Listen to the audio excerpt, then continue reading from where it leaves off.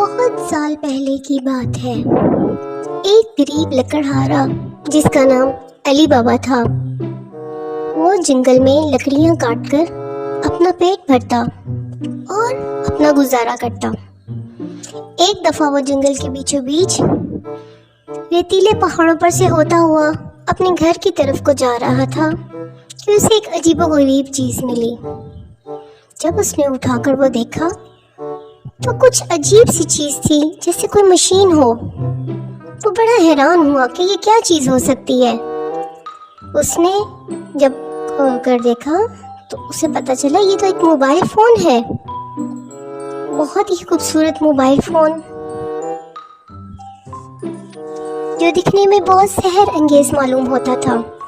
وہ اسے لے کر گھر کی طرف کو چل پڑا۔ گھر آ کر اس نے موبائل فون کو آن کیا تو اس کی اسکرین کے اوپر لکھا ہوا تھا، کھل جا سم سم۔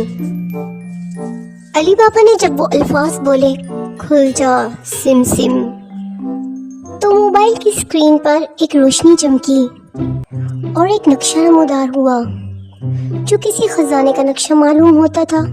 اس کے نیچے لکھا ہوا تھا کہ یہ ایک خفیہ غار کا نقشہ ہے اور اس میں 40 چوروں کا خزانہ چھپا ہوا ہے۔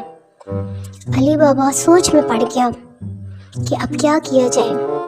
پھر اسے کچھ تجسس ہوا۔ اس نے سوچا کیوں نہ میں اس خزانے کی تلاش میں جاؤں۔ چنانچہ اس نے فیصلہ کیا کہ اب تو میں اس غار میں جاؤں گا اور اس خزانے کو ضرور دیکھوں گا۔ بہت چلنے کے بعد وہ ایک غار کے سامنے کھڑا تھا۔ غار کے سامنے کھڑے ہو کر اس نے پھر سے وہی الفاظ دہرائے جو اس نے موبائل کی اسکرین پر دیکھے تھے، کھل جا سم سم۔ یہ کہنے کی دیر تھی، غار کا منہ کھل گیا۔ جب وہ اندر گیا تو حیرانی سے اس کی آنکھیں پھٹی کی پھٹی رہ گئیں۔ اس نے دیکھا اندر سونے، چاندی، ہیرے جواہرات کے زمین سے بلند ہوتے، دیواروں کو چھوتے ہوئے ڈھیر تھے۔ وہ بہت حیران ہوا اور بہت خوش بھی ہوا کہ اب اس سے اس کی اور اس کے تمام گاؤں والوں کی ضروریات بھی پوری ہوں گی اور ان کی غربت کا خاتمہ ہو جائے گا۔ یہ کہہ کر اس نے تھوڑا سا خزانہ اپنے ساتھ لائے ہوئے تھیلوں میں بھر لیا۔ ابھی وہ خزانہ بھر ہی رہا تھا کہ اتنے میں 40 چور وہاں داخل ہوئے۔ انہوں نے کچھ آہٹ محسوس کی۔ ان کو پتہ چلا کہ یہاں پر کوئی انسان ہے جو غار میں گھس چکا ہے اور انہیں اس کے راز کا پتہ چل چکا ہے۔ وہ بہت پریشان ہوئے۔ انہوں نے سوچا کہ اب اسے کیسے تلاش کیا جائے۔ ان میں سے ایک چور جو سب چوروں کا سردار تھا، اس کے پاس ایک جادوئی گھڑی تھی۔ اس نے اس گھڑی کو جب رگڑا تو اس میں سے ایک جن نمودار ہوا۔ اس نے اسے بتایا کہ وہ جو جادوئی موبائل اس خزانے میں چھپا ہوا تھا وہ اس لڑکے جس کا نام علی بابا ہے اسے مل چکا ہے۔ علی بابا چھپ کے یہ سب کچھ سن رہا تھا۔ وہ بہت حیران ہوا کہ یہ ایک جادوئی موبائل تھا جو اس کے پاس تھا، اور جو ان کے پاس گھڑی ہے وہ بھی جادوئی ہے۔ چور نے گھڑی کے جن کو کہا کہ ہمیں اس لڑکے کا پتہ بتاؤ۔ یہ کہنے کی دیر تھی، جن نے کچھ الفاظ پڑھے اور علی بابا ان کے سامنے آ گیا۔